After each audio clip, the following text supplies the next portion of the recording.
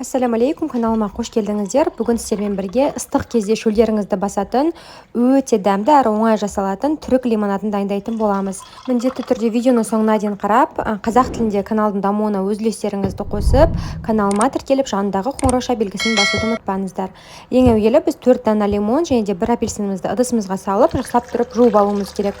Ол үшін біз толыққанды бетін жабатындай су құямыз және де 1 ас қасық сода саламыз және де 1 ас қасық алмалы уксус саламыз. Сол кезде бізде осы лимонның апельсиннің сыртындағы микробтары, кірін барлығын толықтай жақсылап тазалап алады. Осылайынан салып, кем дегенде 5-10 минутқа қойып қоямыз.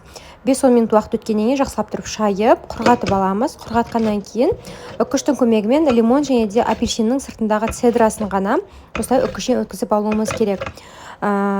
Бізде міне осындай болуы тиіс. Лимонның және де апельсиннің ақ қабатына өтпейміз, тек қана үстіңгі сары бөлігін ғана осылай үккішпен өткізіп аласыздар. Өздеріңізге қандай үккіш ыңғайлы, үлкен болса үлкенді, кіші болса кішіні қолдана берсеңіздер болады. Ол ешқандай әсер етпейді. Міне біздің цедраларымыздың барлығы дайын болды. Енді үстіне қантымызды саламыз, жақсылап тұрып. Мен мынандай міне лопатка, яғни таяқша қолданып жатырмын. Қолмен де араластыруға болады, немесе қасықпен де араластырсаңыздар болады. Бізде міне цедрамен қантты жақсылап тұрып араластырасыз. Сол кезде бізде өте әдемі, хош иіс шығуы керек. Енді біз қазір осылай лимонымызды және апельсинімізді қолымыздың көмегімен оқтау жайғандай жайып аламыз. Сол кезде согын біз максималды түрде сығып аламыз ішіндегі. Егер де сіздерде соковый выжималка болмаған жағдайда осылай мен сияқты істесеңіздер болады. Міне осылай жақсылап тұрып қысасыздар. Егер де лимонда және де апельсинда ішіндегі дәндері болатын болса, дәндерін алып тастайсыздар. Егер дәні болмаса, міне осылай қыса берсеңіздер болады.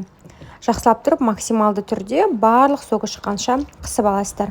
Барлық 4 лимонды қысып алдым, және де міне 1 апельсинімізді қысып аламыз. Қыздар, біз жемістерімізді қысу барысында егер дәндері түсіп кететін болса, қасықтың көмегімен алып тастасаңыздар болады. Міне мен барлық жемістерімді қысып алдым. Жақсылап тұрып міне бір рет араластырып аламыз. Енді біз қазір үстіне су құямыз. Суды әркім қалай ұнататынына байланысты құюға болады. Шамамен орташа 2 литрдай су құйсаңыздар жеткілікті. 2-3 литрда құюға болады. Өздеріңіз қандай тәттілікте лимонадты жақсы көргендеріңізге байланысты. Енді біз өзіміздің ыдысымызға осы сит арқылы өткізіп аласыздар. Кувшиндарыңызға немесе банкаға да құюға болады. Енді стаканның түбіне алдын ала дайындап қойған мұзды салсаңыздар болады. Мұз болмаған жағдайда да мұзсыз да ши беруге болады. Міне біздің лимонадымыз дайын болды. Дастарханға ұсына берсеңіздер болады. Осындай ыстық кезде шөлдеріңізді басады және де өте дәмді болып шығады. Қазақ тіліндегі YouTube каналының дамуына өз үлестеріңізді қосып, каналыма тіркеліп, жанындағы қоңырауша белгісін басуды ұмытпаңыздар. Және де лимонадқа қалауларыңызша мята да салсаңыздар, яғни жалбыз салсаңыздар болады. Бұдан да бөлек көптеген екі ғана затпен жасалатын балмұздақ және тағы да басқа күнделікті ыстық тағам рецептерін менің YouTube каналымнан көре аласыздар.